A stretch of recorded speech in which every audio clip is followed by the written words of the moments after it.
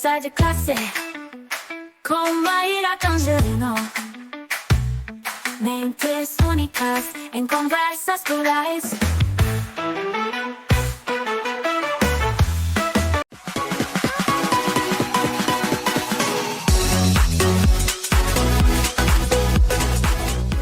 Olá, pessoal! Boas-vindas a mais um Conversa de Classe.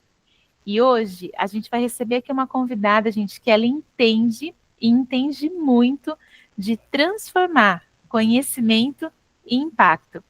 A Aline Santos, ela é especialista em educação digital, tem uma trajetória que transita da sala de aula à criação de infoprodutos que geram aprendizagem real. E hoje ela vai ajudar a gente a entender aí como que o universo digital pode ser não somente um espaço de ensino, mas também de empreendedorismo para quem educa. E eu já combinei com ela aqui nos bastidores que eu vou começar mandando aí a primeira pergunta. Aline, você já participou do desenvolvimento de mais de 100 programas de mentoria, um número que impressiona, e de comunidades de aprendizagem. O que esses bastidores revelam sobre como nós aprendemos hoje e sobre como nós podemos ensinar de maneira mais eficaz no ambiente digital? Aline Santos, com muita honra, muita alegria, bem-vinda ao Conversa de Classe.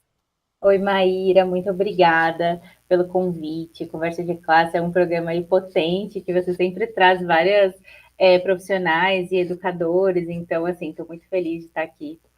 E realmente, né, mais de 100 programas de acompanhamento, infoprodutos, eu trabalhei nos bastidores, né, de um programa que era focado em ajudar as pessoas, os profissionais, a criarem seus programas de educação digital, começarem seus negócios aqui no mundo, no mercado digital, né, então acompanhei de pertinho, lá eu era como se fosse uma coordenadora pedagógica, para trazer aqui um paralelo, né, e do que eu percebi, do que você me pergunta, de como tornar essa aprendizagem mais potente aqui no digital, tem algo para mim, assim, pessoalmente, que é central, que é a gente colocar o aluno como protagonista desse processo, sabe? Então, quando a gente começa a criar um produto, desenhar uma jornada de aprendizagem, quando a gente coloca o aluno no centro, e entende quais que são as necessidades dele, o que ele está buscando, o que ele está precisando, o que ele está procurando. Isso é o mais importante, porque o que acontece muitas vezes quando alguém quer criar um produto é pensar o que eu quero ensinar, o que eu sou especialista, né? Normal, a gente quer falar do que a gente gosta, do que a gente estuda. Mas quando a gente coloca o aluno lá no centro desse processo, muda tudo, porque aí a gente consegue criar soluções mais eficazes, proporcionar uma aprendizagem real mesmo, como você falou. Aline, e que perspectiva única que você está trazendo, né? Eu acho que é muito interessante a gente conseguir olhar, né, para essa perspectiva de que a educação, ela é uma oferta, né, que a gente faz aí para alguém. E quando você fala de empreender, eu fico pensando que ainda é um tabu para muita gente, principalmente para docentes, né? Na sua visão, por que o empreendedorismo precisa entrar de uma vez na pauta de quem ensina? E existe aí um caminho possível entre vocação e negócio? Realmente é um tabu, essa é a palavra certa, porque muito pouco se fala ainda sobre essas possibilidades para os professores. Se eu for ser muito sincera com você, eu vou dizer que os professores de idiomas estão um pouco mais ligados nisso, desde a pandemia, principalmente, e tem grandes nomes no digital que são professores de idiomas que criaram escolas online. Então, assim, do que eu vejo, assim, de quem eu atendo, de quem eu converso, os professores de idiomas estão mais ligados nessas oportunidades. Mas tem oportunidade para todo tipo de educador. Então, assim, desde o professor de escola até professor universitário, educador não formal, porque o digital, ele abre para você portas de trabalhar com o que você gosta, escolher o público que você quer, escolher o formato que combina para você. Então, existe um caminho de você não precisar simplesmente sair, às vezes, do seu concurso, do seu CLT, mas pode ser algo complementar. Ali, às vezes, um espaço onde você se realiza, trabalha com mais propósito. E muitas vezes eu já acompanhei essa transição, sabe? Das pessoas que, assim como eu, falam, colocar o pé nessa água aqui para ver o que é que dá, e aí vai gostando, e vai virando uma renda, e vai virando realmente um negócio digital, e aí fala, putz, talvez eu vá sair da escola, do espaço onde eu estou, então isso às vezes acontece, né? O que a gente precisa entender é que realmente um não exclui o outro, um potencializa o outro, sabe por quê? Quando a gente começa a se posicionar no digital, e isso você deve sentir também, Maíra, as pessoas começam a ver a gente como referência, então começam a surgir outras oportunidades. Então, mesmo quando a gente está na sala de aula, eu sempre recomendo ter uma presença digital, vender alguma coisa, fazer o seu movimento ali, porque isso traz muito resultado, sabe? Aline, você até me fez refletir, né? É uma coisa que eu falo sempre do conversa de classe. Claro que os números eles são importantes, mas acho que, em primeiro lugar, a gente pensa aqui em trazer um conteúdo que seja relevante. E aí, quando você fala de presença, eu fico imaginando quantos professores e professoras têm muita coisa relevante, né, para trazer aqui para o meio digital. Claro, o entretenimento é importante, essas outras tendências elas também são importantes, mas por que não também usar esse espaço para ampliar, né, esses conhecimentos? Inclusive, você fala muito sobre isso, né, sobre design de infoprodutos e com foco na aprendizagem eficaz. O que é preciso levar em conta na hora da gente construir um curso, um programa online, mas que realmente engaje e transforme e não só entregue conteúdo? Perfeito. A gente precisa entender que nesse ambiente, como eu falei agora há pouquinho, a gente tem que pensar nesse aluno. Quando a gente vai vender alguma coisa, principalmente, é pensar no que essa pessoa tem de problema para ela resolver. Falando numa linguagem mais do marketing, a gente mapeia quais são as dores e os desejos desse cliente, né? Porque ele é aluno, mas também cliente aqui no digital.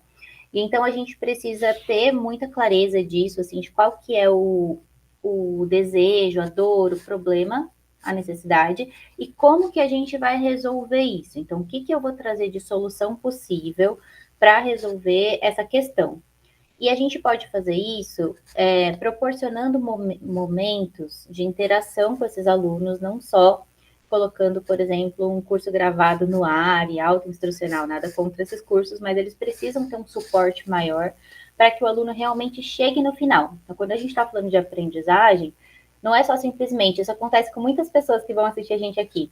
Putz, tem um problema, tem uma vontade, quero aprender alguma coisa, passa o cartão, compra o curso, depois esquece, comprou, não engaja, não chega até o fim. Por que isso acontece? Muitas vezes porque a forma como essa experiência foi desenhada não levou em consideração os altos e baixos da nossa vida de adultos, que tem uma agenda cheia, né? Então, precisa ter momentos de interação, precisa pensar nesse suporte.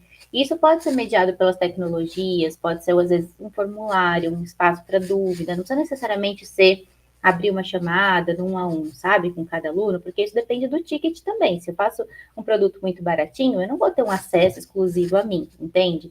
Então, essa questão é de pensar realmente como que vai se dar a aprendizagem do aluno do outro lado, e algo que é pouco falado, mas que quem é da... Isso é uma vantagem para a gente da educação quando a gente vem aqui para o digital e para o marketing digital, tá? Que é entender que não é só conteúdo, que às vezes aquela pessoa tem outras necessidades. A gente precisa motivar, incentivar, encorajar. Às vezes a gente vai precisar mexer em lugares que não é só no conteúdo técnico. E eu vejo isso assim, quem vem da educação, às vezes os psicólogos também já tem esse feeling mais apurado do que quem é de outras áreas e começa a ensinar, porque a gente já tem essa visão diferenciada, você concorda?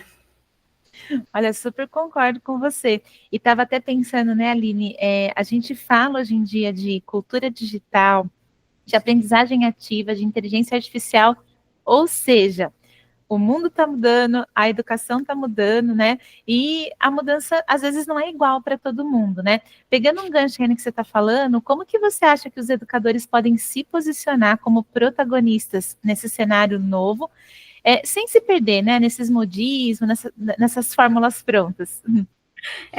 Sem pensar assim.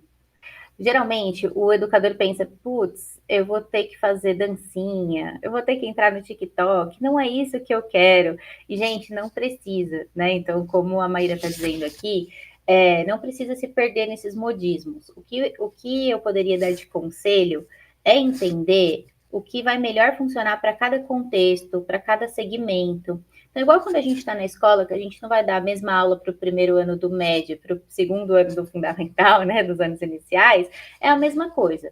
Quando a gente entende o nosso público, entende o que a gente faz, a gente consegue escolher quais são as tecnologias que a gente vai colocar. Então, tipo, não precisa saber todas as tendências de IA, não precisa entrar em todas as trends, não precisa estar em todas as redes, porque você tem que estar onde o teu público está. Então, vamos supor, se você trabalha com formação de professores, pode ser que você encontre o seu público no Instagram, no Facebook, no LinkedIn. Talvez eles não estejam no TikTok ou no Discord, entende? Então, você não precisa estar em todos os lugares, não precisa entrar de cabeça em tudo e realmente se perder nisso. É ter clareza de onde você está, né? De onde você precisa estar para encontrar essa pessoa que vai precisar daquela solução que você entrega. Aline, que perfeito, que resposta incrível, né? Que acho que potencializa e dá segurança para a gente, né? E isso que é gostoso da sua fala, que dá segurança. Inclusive, eu queria te agradecer pelo seu tempo, pela sua generosidade, por você ter aceitado estar aqui com a gente. E quero te perguntar, você quer deixar uma mensagem de finalização aqui da entrevista? Olha, se eu pudesse deixar uma mensagem, seria a seguinte: se você tem uma vontade, um desejo aí dentro, assim, de trazer um projeto para a internet, mas está se comparando com aqueles grandes, com quem tem milhões de seguidores, deixa disso, sabe? Tem espaço para tudo, tem espaço para todas as pessoas. Se a gente for ver, tem gente vendendo curso de organização, de marmita, de cuidar de pet, de pintar parede, tem tudo. Com certeza você tem alguma habilidade, alguma contribuição que vai modificar, assim, alguma coisa na vida das pessoas em que elas vão querer pagar para estudar com você, ou mesmo estar ali, mesmo que gratuitamente, em volta, vendo o teu movimento. E isso, como eu contei para vocês, isso é muito gostoso, é muito gratificante. A Maíra tem aqui as iniciativas delas, vocês conhecem. Então, assim, é muito gratificante você estar fazendo algo que, tirando do papel, um projeto que te motiva. Então, assim, não fique se comparando e começa, sabe? Começa por algum lugar. Então, é isso que eu poderia dizer. Que linda, Aline, e que incentivo bonito aqui para o nosso público.